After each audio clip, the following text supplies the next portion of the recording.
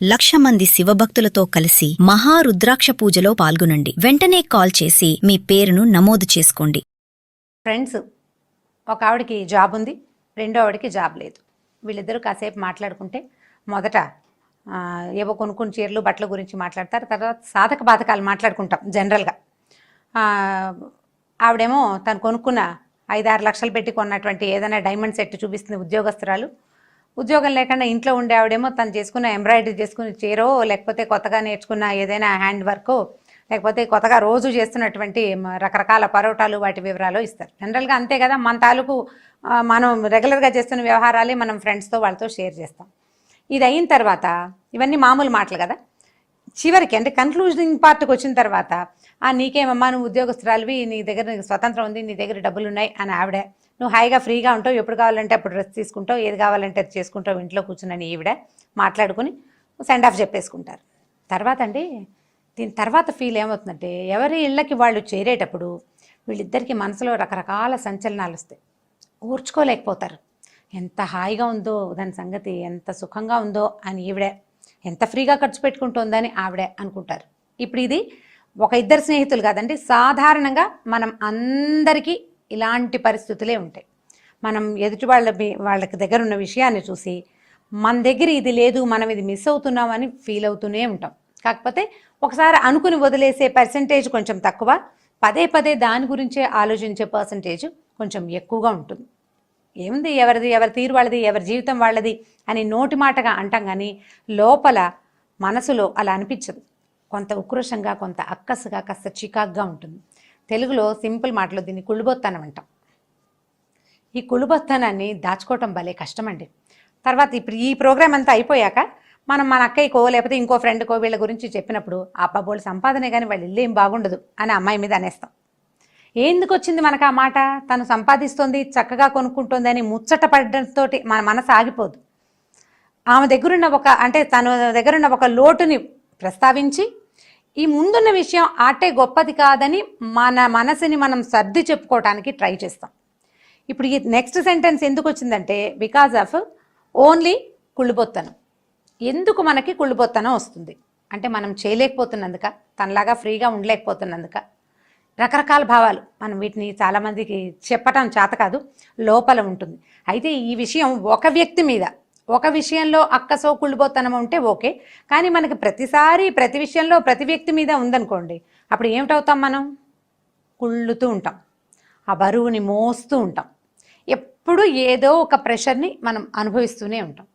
ఈ ప్రెషర్ని అనుభవించద్దండి, అంటే కుళ్ళకుండా ఉండటం ఎట్లా భలే కష్టమైన సంగతి కదా. పైగా మనకు కుళ్ళుందన్న సంగతి మన అక్కయ్యలకి మన అన్నయ్యలకి కూడా తెలీదు. ఎప్పుడో ఓ సందర్భంలో వాళ్ళకి అర్థమైంది అనుకోండి, అప్పుడు చెప్తారు ఈ రొట్టి కుళ్ళిపోద్ది, వాళ్ళని చూసి ఓరలేకపోతుంది అని. ఈ మాట నేనంటే బాగానే ఉంది, కానీ నన్ను ఎవరైనా అంటే భలే కష్టంగా ఉంటుంది కదా. మనలోకి మనమే అనుకుంటే మనకే కష్టం ఉండదు. నాకు కుళ్ళిపోతాను అని చెప్పుకుంటే హాయిగా ఫ్రీగా ఉంటుంది. మన నిజం మనం ఒప్పుకుంటే భలే బాగుంటుంది. అయితే ఈ నిజం ఒప్పుకుని దీన్ని లేకుండా చేయటం ఎట్లా? ఇది ప్రాక్టికల్గా కుదురుతుందండి అంటే కుదురుతుందండి, కొంచెం ట్రై చేయాలి. మనం ఇదివరకు లిస్ట్ అవుట్ చేయడం గురించి మాట్లాడాం, అట్లా లిస్ట్ అవుట్ చేసుకోవచ్చు. అయితే ఈ కుళ్ళుబోతు లిస్ట్ ఇవన్నీ చూడనివ్వకూడదు, ఎవరికి చూపించకూడదు, దీన్ని మనం దాచుకోవాలంతే. ఈజీగా చెప్తాను చూడండి. ఇది నేను విజయానికి 5 మెట్లు పుస్తకం చాలా కాలం క్రితం చదివినప్పుడు నాకు వచ్చింది ఈ ఐడియా. అయితే నేను మా అక్కయ్యకి, మా కజిన్ సిస్టర్ ఒకటి నాకు క్లోజ్గా ఉంటుంది, తనకి చెప్తే వాళ్ళందరూ నవ్వారనమాట నా మీద. ఒక పలక కొనుక్కు తెచ్చుకుని దాని మీద రాసుకుంటే బాగుంటుంది, రాసేసుకున్నాక ఫ్రీగా ఉంటుందని చెప్పాను నేను. ఇది ఎప్పుడో 10-15 ఏళ్ల క్రితం సంగతి అండి. ఇప్పుడు అవకాశం వచ్చింది కాబట్టి నేను ఎవరెవరు వ్యూవర్స్ నాతో ఏకీభవిస్తున్నారు అంటే నన్ను చూడడానికి ఇష్టపడుతున్న వాళ్ళందరికీ ఇది కూడా ప్రజెంట్ చేస్తే బాగుంటుందని నాకు అనిపించింది. కుళ్ళుబొత్తనం భలే కష్టసాధ్యమైన సంగతి అండి, దాన్ని మొయ్యలేం మనం. జీవితం మీద విసుగు పుడుతుంది, ఏమీ సాధించలేకపోతున్నామని మన మీద మనకే విసుగొస్తుంది. అయితే ఈ అక్కసిని దాచుకోలేము, మింగలేము. ఇది మింగలేని కక్కలేని స్థితి నుంచి బయటపడడానికి ఈజీ మెథడ్ చెప్తాను చూడండి. ఇది మీ ఫ్రెండ్స్తో షేర్ చేయకండి, మీరు చూసేసి సరదాగా ఉంటే నవ్వుకోండి, చేయగలిగితే డెఫినెట్గా చేయండి, మీరు ఫ్రీగా ఫీల్ అవుతారు, నాది భరోసా. ఒక పేపర్ తీసుకుని మనకి ఎవరెవరి మీద కుళ్ళుబోతనం ఏ విషయాల మీద ఉందో ఒక లిస్ట్ అవుట్ చేయండి. ఇప్పుడు మన ఫ్రెండ్ ఇవాళ మనతో మాట్లాడింది పెద్దది మరీ గొప్ప అని మనకు అనిపించింది అనుకోండి, ఆ వాక్యం రాయండి నిజంగానే. ఇప్పుడు ఇలాగా మన అక్కయ్య మీద, మన అత్తగారి మీద, మన ఆడబడిచి మీద, మన తోడుకోడల మీద, మన ఫ్రెండ్స్ మీద. ఇందులో మగవాళ్ళకి ఏం ఎగ్జామ్షన్ లేదండి. వాళ్ళకు కూడా బోల్డ్ కుళ్ళుబొత్తనాలు ఉంటాయి. వాళ్ళకి ఎక్కడ ఉంటుంది, వీళ్ళకంటే జూనియర్ ఎక్కువ సంపాదించినా, వాళ్ళ తమ్ముడికి తనకంటే హెచ్చు సంపాదన ఉన్నా, తోడల్లుళ్ళకి సంపాదన ఉన్నా, భావమరుదులు బెటర్ పొజిషన్లో ఉన్నా వీళ్ళకి అక్కసుగానే ఉంటుంది. కాకపోతే పాపం మగవాళ్ళకి కొంత యాక్షన్ వచ్చు, మనకు కూడా వచ్చు. మనం మహానటులం నిజానికి. ఆడవాళ్ళు సావిత్రి గారిని మించిపోతారు, మగవాళ్ళు కూడా ఎన్టీ రామారావు గారిని మించిపోయి గంభీరంగా కనపడతారు. ఆడవాళ్ళకి బాగా దాచుకోవడం రాదు, ఎక్కడో చోట బయటపెడతారు. మగవాళ్ళు కేర్ఫుల్గా దాన్ని దాచిపెడతారు. సందర్భం వచ్చినప్పుడు కొద్దిగా వదిలిపెడతారు. మనకు కొంచెం నోరు ఎక్కువ కదా, స్త్రీలు దాచుకోలేకపోతారు. నేను కూడా ఉన్నాను అందులో. ఏ రకమైన సందేహం అక్కర్లేదు మీకు. ఇప్పుడు ఏం చేస్తాం, ఒక లిస్ట్ అవుట్ చేస్తాం కదా. ఈ లిస్ట్లో మనకున్న అక్కసు, అసూయ, ఈర్ష్య, భరించలేనితనం, ఏదో ఇరిటేషన్, కొన్ని మొహాలు చూస్తే అసలు నచ్చదు మనకి. ఎందుకు నచ్చదో మనకి కారణం తెలియదు. అది కూడా రాసేయండి. రాసి ఈ లిస్ట్ని చక్కగా తీసి పెట్టుకోండి. అయితే ఈ కాగితాన్ని మాత్రం ఎవరికి చూపించకండి, చూడనివ్వకండి. ఎందుకంటే మన కుళ్ళుబొత్తనం మనకు తెలిస్తే బాగానే ఉంటుంది, ఎవరికైనా తెలిస్తే అసహ్యంగా ఉంటుంది. ఇప్పుడు వీళ్ళ మీద కుళ్ళు పడ్డానికి మనకి ఏమిటి ఉంది అవకాశం, ఎందుకు కుళ్ళు అనేది కనుక ఆలోచిస్తే అనవసరమని మనకు అర్థమవుతుందండి. మనం రాసాక బుర్ర ఆలోచించడం మొదలు పెడుతుంది. రాయకముందు ఏముండదు, రాయకముందు మనకు మంటగా ఉంటుంది. ఎవరో ఒకరి దగ్గర దాని మీద చెప్పేయాలనిపించేస్తుంది. చెప్పకముందే రాసారా, ఈ అమ్మాయి మీద కుళ్ళు పడాల్సిన అవసరం మనకి లేదు. మన దగ్గర ఏది ఉందో మనకు అది ఉంది. దాని దగ్గర ఉన్నది అంత పెద్ద గొప్ప విషయం కాదు. వాళ్ళు ఎవరి కర్మ వాళ్ళది లేదా ఎవరి జీవితం వాళ్ళది అని మీకు అనిపించేస్తుంది. తప్పకుండా రాయకపోతే అనిపించదండి డెఫినెట్గా. ఎందుకంటే నేను ఆలోచించి చూశాను. రాస్తేనే బాగుంది నాకైతే. రాసేయండి నిర్మోహమాటంగా. మీకు ఇంట్లో కనుక ఈ వైట్ బోర్డ్స్ ఉంటాయి కదా, దాని మీద ఎవరు చూడరు, మీ పిల్లలకి తెలుగు రాదనుకుంటే యథేచ్ఛగా తెలుగులో రాసేసుకోండి, ఏం పర్వాలేదు. రాసేయటం తర్వాత 1-2 టైమ్స్ దాన్ని చూసిన తర్వాత ఈ విషయంలో మనముకి ఈర్ష్య అక్కర్లేదు, మనం అసూయపడాల్సిన అవసరం లేదు అని అర్థం అవ్వగానే ఆ పేరుని చెరిపేయండి, లేదా ఆ పేజీని చింపేయండి. ఇంకా రాదు అనిపిస్తుంది, ఏముండదు ఆ తర్వాత. అప్పుడు ఈ వ్యక్తిని మన బ్రెయిన్లోంచి మనం తీసేస్తామన్నమాట. సో ఒక మనిషి బరువు తగ్గిపోయినట్టే కదా. ఇలా మనుషుల్ని మొయ్యకుండా, వాళ్ళ మీద ఈర్ష్యా ద్వేషాలు అసూయల్ని మొయ్యకుండా ఉంటే కనుక జీవితం బహు ప్రశాంతంగా వెళ్ళిపోతుందండి. 50 వచ్చేసరికి మీరు ఏ వ్యక్తిని మొయ్యరు, హ్యాపీగా ఉంటారు. ఇప్పుడు ఆల్రెడీ 50 ఏళ్ళ నుంచి మోస్తున్న వాళ్ళు ఏం చేయాలి అంటే, నాలాంటి వాళ్ళు ఏం చేయాలి అంటే ఒక్క రోజునే వీళ్ళందరినీ తుడిచిపెట్టేయాలండి. ఒకటే రోజు, ఆ రోజంతా ఇంకా వేరే పని ఏం చేయొద్దు. మీరు కాగితాలు రాసుకుంటూ పోండి, బోళ్ళంత మంది ఉంటారు చిన్నప్పటి నుంచి లిస్టు. ఈ మొత్తం లిస్ట్ అంతా రాయటం, అన్నిటినీ కొట్టేయటం.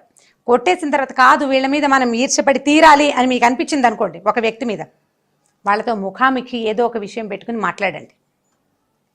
మాట్లాడాక అప్పుడు వాళ్ళల్లో ఉన్న లోటుపాట్లు అవి మనకు కొంచెం ఇంకా బాగా అర్థమవుతాయి. అంటే ఇప్పుడు ఏదైనా ఒక సిచ్యువేషన్, ఒక విషయం మాట్లాడినప్పుడు కదా మనకి క్లారిటీ ఉంటుంది. మాట్లాడుకోకపోతే రకరకాల అనుమానాలు ఉంటాయి. మాట్లాడాక దీని దగ్గర కూడా పెద్ద విషయం ఏం లేదు, దీని మీద మన కుళ్ళు అసూయ ఉండక్కర్లేదు అని అర్థమవుతుంది. అప్పుడు ఆ పాయింట్ని కూడా తీసేయగలుగుతాం.